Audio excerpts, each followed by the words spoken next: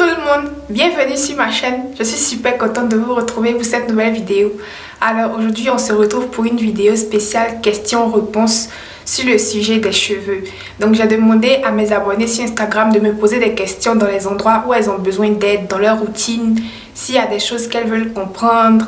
En tout cas, n'importe quelle question sur les cheveux, si je peux, je vais répondre.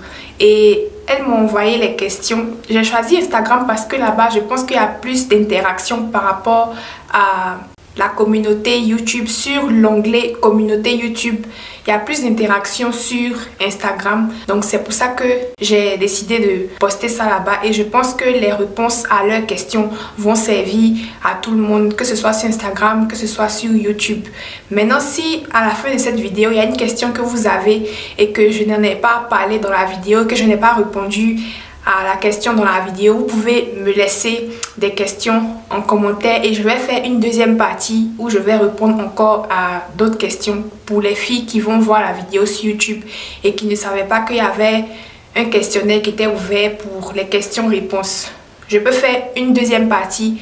Si vous avez des questions que je n'ai pas adressées dans la vidéo, laissez-les dans les commentaires ou bien dans mon inbox Instagram, même si vous êtes de YouTube, et je ferai une deuxième partie. Alors c'est parti, les questions sont sur mon téléphone. Alors le premier message dit: j'ai coupé mes cheveux récemment et je porte des perruques le temps qu'ils poussent, mais ma déventure souffre. Si tu remarques que ta déventure souffre à cause de ta perruque, je te conseille de changer de perruque, de choisir une perruque qui exerce le moins de pression possible sur ta déventure. Il y a des gens qui ont une chevelure où les cheveux sont forts sur toute la tête, mais dans beaucoup de cas, les cheveux de devant sont très fins et quand ils sont exposés à un certain degré de pression, ils peuvent souffrir. Donc si tu es dans ce cas-là, n'essaie pas de forcer. Moi, quand j'ai compris que mes cheveux ont une déventure qui est très fine, très fragile, j'ai arrêté.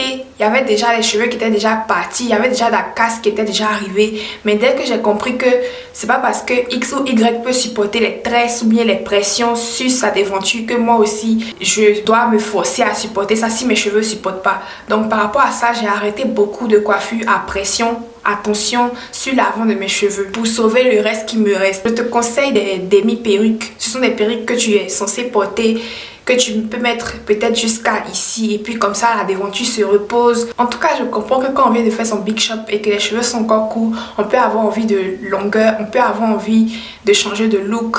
Donc la coiffure que quelqu'un fait, c'est en fonction du look qu'il souhaite, mais il ne faut pas que ce look là compromette la santé de ton cuir chevelu, de tes follicules, de tes cheveux. Donc si tu vois qu'une coiffure ne t'arrange pas, c'est pas la peine de forcer. Je te conseille de changer et de trouver une autre alternative de coiffure qui va permettre à ta déventure de se reposer. Je vais te conseiller aussi de bien hydrater la peau du devant. Si tu peux, tu sprays un peu quelque chose, un petit liquide, de l'eau mélangée avec de l'huile et tu masses. En tout cas, ça être toujours bien lubrifié, bien hydraté. Comme ça n'a pas le temps de se déshydrater, se dessécher. La peau lubrifiée se dégrade moins vite que la peau sèche en fait. Assure-toi aussi de maintenir la partie là nourrie, en plus de ne plus exercer de pression. La prochaine question, c'est comment faire pour trouver une bonne routine capillaire simple et efficace. À mon avis, ça va dépendre de comment tu aimes porter tes cheveux au quotidien. Il y a des gens qui aiment porter des tresses, il y a des gens qui aiment porter leurs cheveux lâchés. C'est vrai que les cheveux font partie de notre identité, ça fait partie de notre nature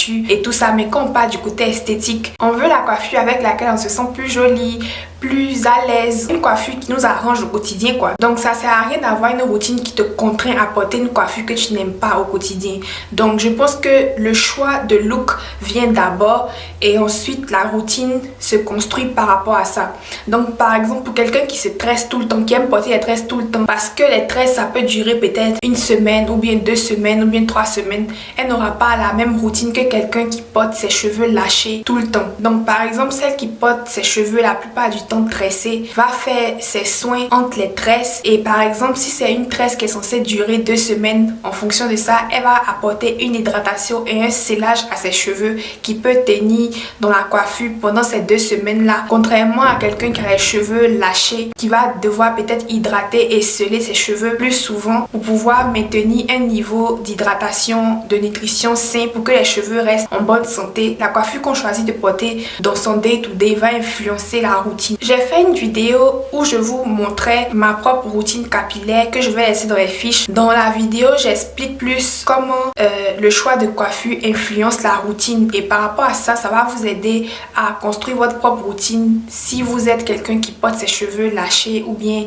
ses cheveux tressés. Et ce qui va aussi influencer ton choix de routine, c'est le temps que tu as à apporter à tes cheveux. Le temps aussi que tu as à dédier à tes soins capillaires va aussi influencer le choix de routine que tu vas faire, parce que ça sert à rien de se construire une routine que toi-même tu n'as pas le temps de suivre. Ça sert à rien de construire une routine qui est tellement compliquée que toi-même tu as du mal à suivre. Je suis l'état de mes cheveux. Je n'ai pas une routine qui est fixe, genre lundi shampoing, mardi c'est pas ça au fait. Ma routine n'est pas fixée par emploi du temps, c'est beaucoup par rapport à l'état de mes cheveux. Et comme j'ai dit, le choix de coiffure va rentrer en compte. Donc il y a ça aussi qui rentre en compte, le choix de coiffure, le temps qu'on a à dédier à ses cheveux et puis l'état de ses cheveux. Tout ça, ça va influencer la création de ta routine capillaire. Comment reprendre des bonnes habitudes capillaires? Bon, il y a des moments où on a toute cette démotivation. Il y a des jours où moi-même mes cheveux, je vois que ça n'est pas dans l'état dans lequel je veux qu'ils soient, mais j'ai la flemme ou bien j'ai pas le temps et puis je délaisse ça là, et puis de jour en jour ça fait de plus en plus pitié. Et je sais que le jour où je vais prendre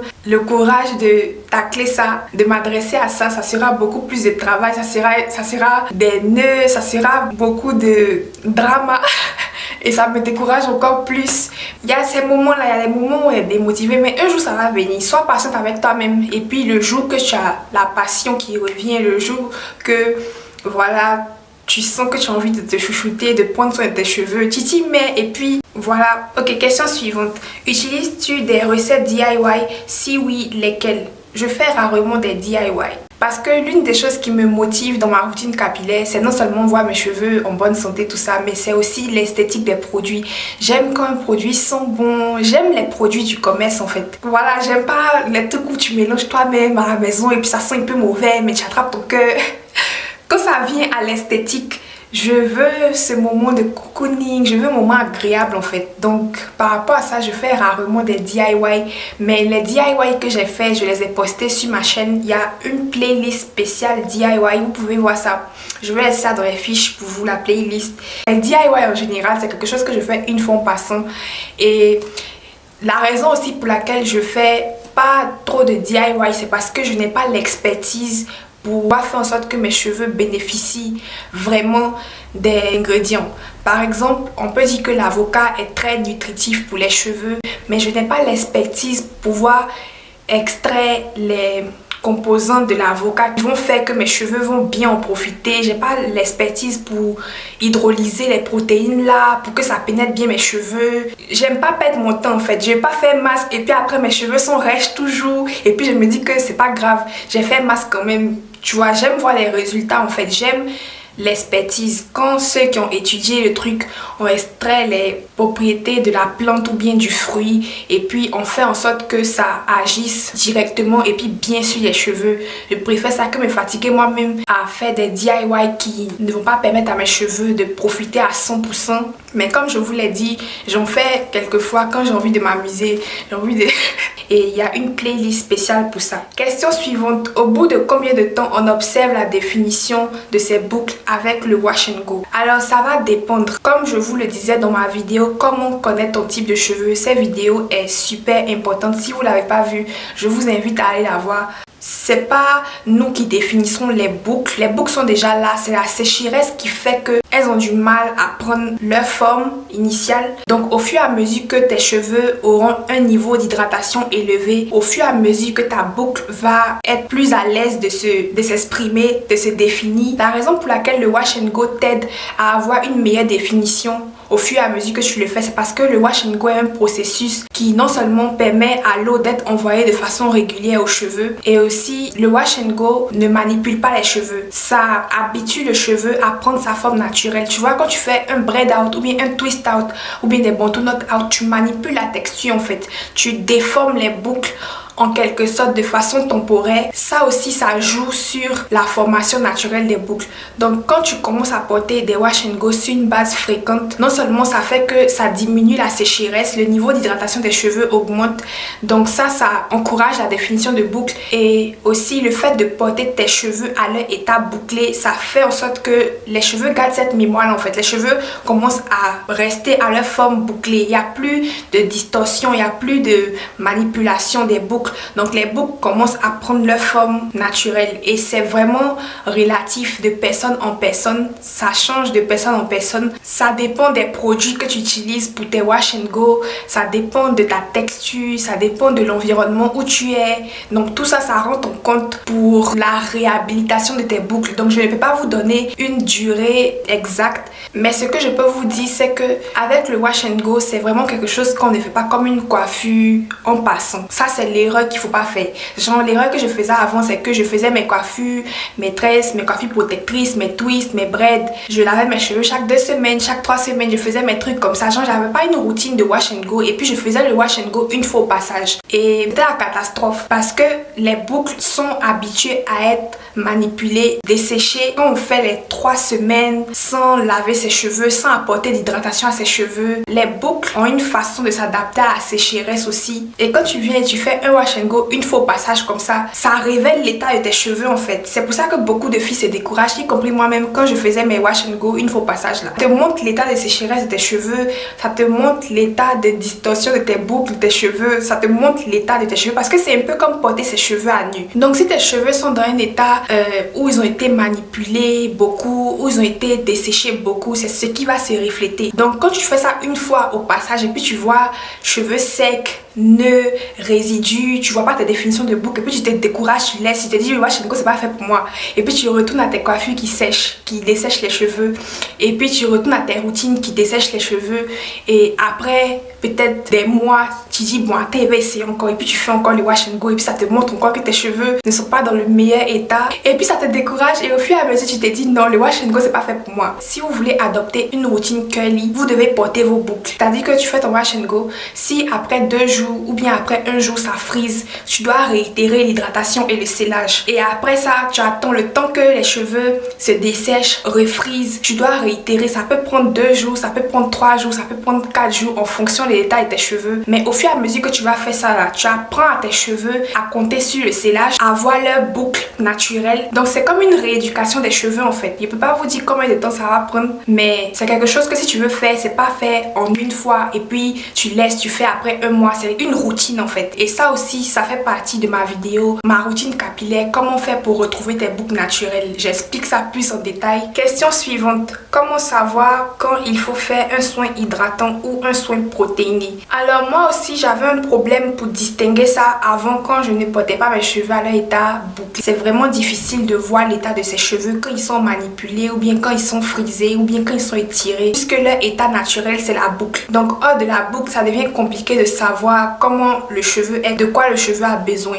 Mais depuis que j'ai commencé la curly routine, depuis que j'ai commencé à porter mes cheveux à leur état bouclé, c'est beaucoup plus facile pour moi de voir si les cheveux sont secs, si les cheveux sont rêches, ça veut dire que je vais devoir apporter un soin hydratant. Mais si les cheveux commencent à devenir mous, commencent à devenir plats, les boucles ne sont plus rebondissantes, elles sont tombantes, les boucles ne sont pas serrées, n'ont pas ce ressort immédiat là quand je tire dessus par exemple, ou bien quand je fais mon wash and go, ça n'a pas ce rebondi, cette vibrance là. Ça veut dire que j'ai besoin d'apporter des soins renforçants pour rendre la boucle plus vivante, pour raviver les cheveux, on va dire ça. Sur cette question là, je pense que je vais faire une vidéo spéciale où je vais vous dire comment savoir quand il faut faire un soin hydratant, quand il faut faire un soin protéiné. Je pense que avec une illustration visuelle, avec moi-même mes propres cheveux, avec des comparaisons, vous allez mieux voir de quoi je parle. Donc je pense que je vais faire une vidéo spéciale sur ça. Question suivante, comment peut-on retenir la longueur? Merci beaucoup. Merci à toi.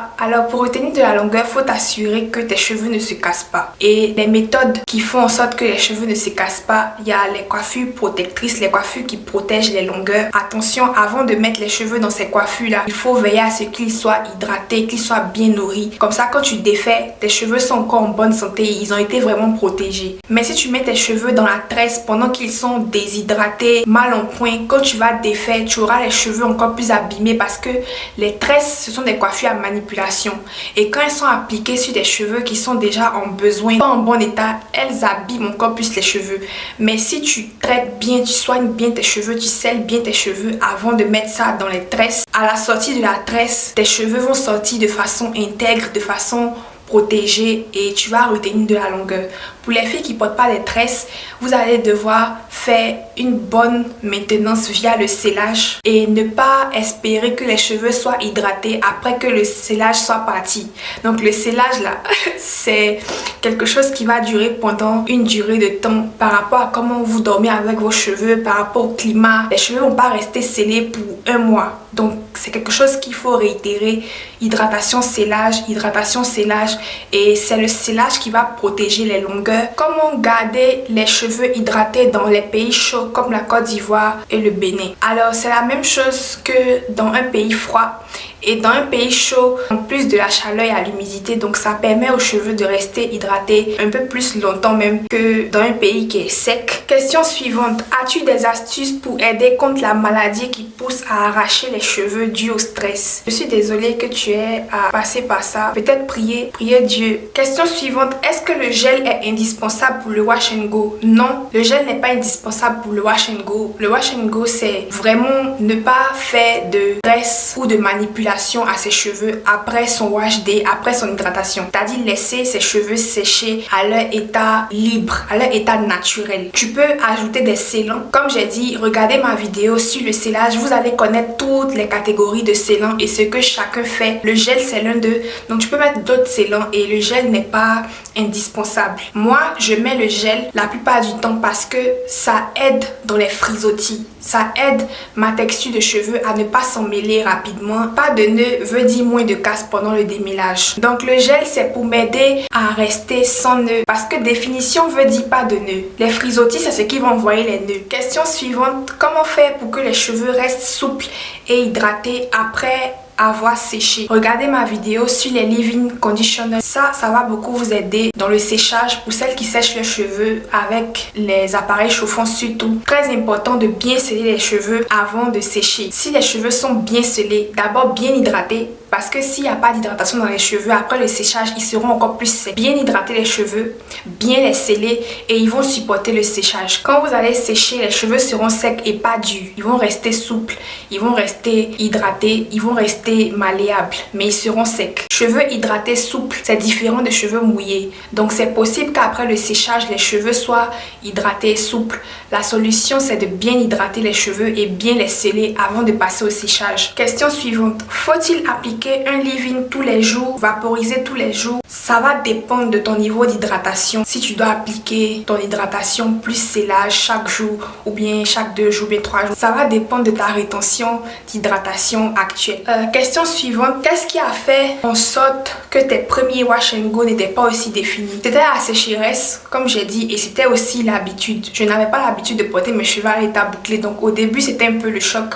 Question suivante, est-ce que le fait de faire un twist out de temps en temps peut perturber le rendu de tes wash and go? C'est comme si le training s'arrête. Donc le jour que je vais me remettre au wash and go, ça va dépendre aussi du temps pendant lequel le training s'est arrêté. Donc oui, le fait d'arrêter de porter tes boucles et de commencer à manipuler tes cheveux peut faire en sorte que quand tu vas revenir au wash and go, tes cheveux prennent un peu de temps pour se réadapter, pour revenir à leur forme initiale. Et ça va dépendre du traitement que tu faisais à tes cheveux aussi en dehors de tes boucles. Les gens qui font les twist out, les braid out, souvent ils ont une routine d'hydratation qui est vraiment calée, qui est vraiment bien. Il y a les filles qui font les twist out, les braid out, mais elles twistent leurs cheveux par exemple chaque 2 jours ou bien chaque jour, elles retwistent leurs cheveux et elles hydratent leurs cheveux, elles scellent leurs cheveux. Le lendemain, elles portent leur twist out. Le soir quand elles reviennent, elles refont leur routine d'hydratation. Donc leurs cheveux sont aussi en bonne santé, leurs cheveux sont aussi bien hydratés. Ça devient problématique quand parce que ça prend beaucoup de temps, tu as la flemme et que tu ne fais pas ça de façon régulière comme dans mon cas. Moi, ce qui m'a poussé à arrêter les twist out, les braid out, c'est que mon wash and go c'est rapide que de m'asseoir pour faire des twists. Donc si tu as le cœur pour hydrater tes cheveux bien et refaire les twists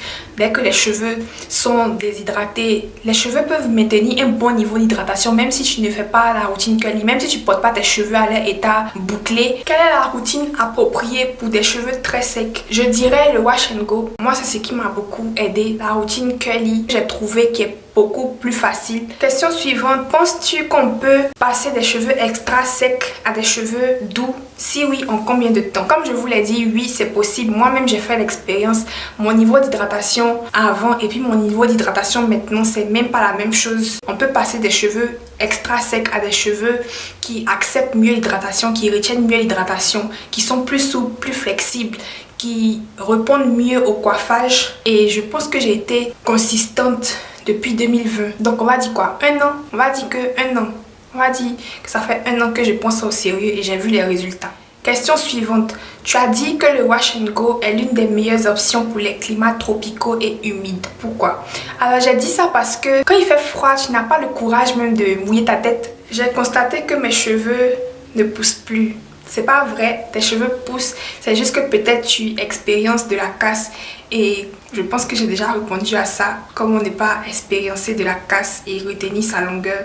Question suivante, quel genre de coiffure me conseilles-tu pour pouvoir traiter mon cuir chevelu? C'est un avion, il y a quelque chose dans le ciel, donc je voulais voir c'est quoi, désolée. Même quand tu fais les tresses, les mèches là, c'est vrai qu'il y a les traits pour avoir accès à ton cuir chevelu, mais la partie où le cheveu est rassemblé, c'est une partie à laquelle tu n'as pas accès en fait. Donc je pense que la meilleure façon d'atteindre tout ton cuir chevelu, c'est d'atteindre tout ton cuir chevelu, sans coiffure.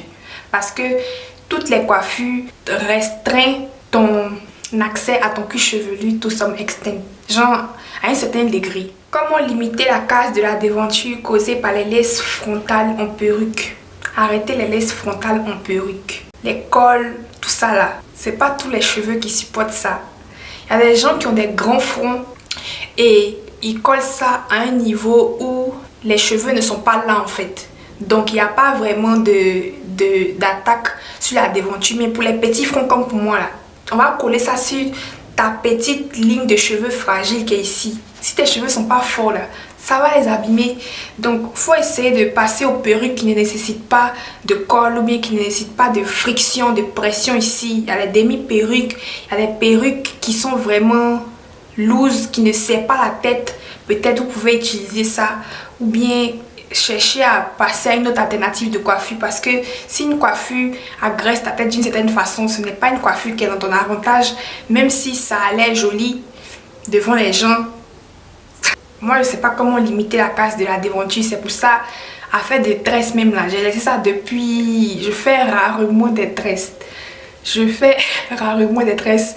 tellement que moi-même j'ai oublié comment on se tresse même. Vous avez vu actuellement j'ai porté mes extensions à clip, mais j'ai laissé mes cheveux devant. J'ai mis ça derrière seulement et j'ai laissé mes cheveux de devant pour mettre ça dessus. C'est comme ça que je me coiffe maintenant parce que j'ai compris que ma ligne de devant c'est fragile. Donc je ne sais plus.